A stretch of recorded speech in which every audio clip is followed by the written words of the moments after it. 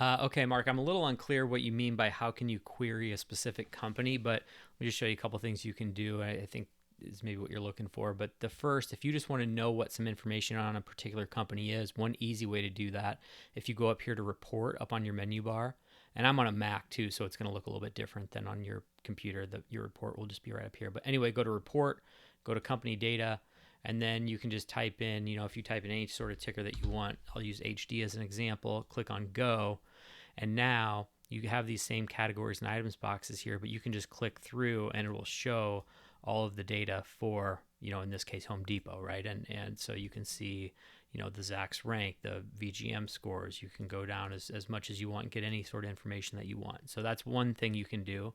Another thing, you could run these company snapshots over here and type in a ticker, and then you can get different reports on it, a quick one-page report, a more in-depth equity research report. You can get, any of this sort of information here.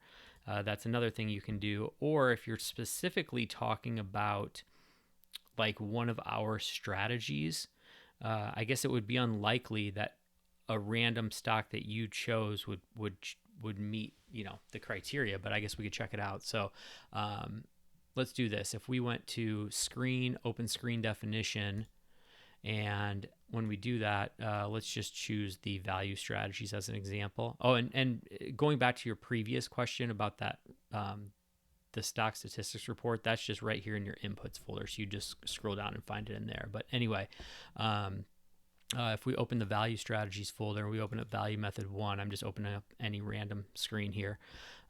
And so we have the criteria down here. If we just wanted to add, Home Depot to that, what you do is under categories, you choose descriptive. Under items, you choose ticker. You double click on that. And then, and this part's really important, you'd want to put in or right here instead of and. You'd want to choose or, and then an equal sign, and let's just say Home Depot. So you click OK. Now we can see that pops down here as our criteria. So it either has to meet all of these criteria right here, because those all have an and, or it has to be ticker Home Depot, right? So when we run our screen, now we can see, usually it only has 7 stocks that pass, but now we see we have 8 stocks that pass, which makes sense because Home Depot is now passing as well. So Home Depot does actually have a Zacks rank of 2, so it meets that part of the criteria. Just a quick glance here, this is probably the criteria it's not meeting, right?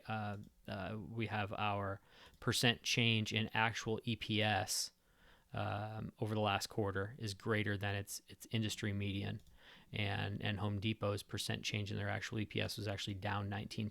So there's no way that, that's the one that would have kicked it out of the screen. So I don't know if that's what you're looking to do, just kind of like include a ticker with another screen just to say, hey, why is it not passing the screen, or what looks different, or whatever.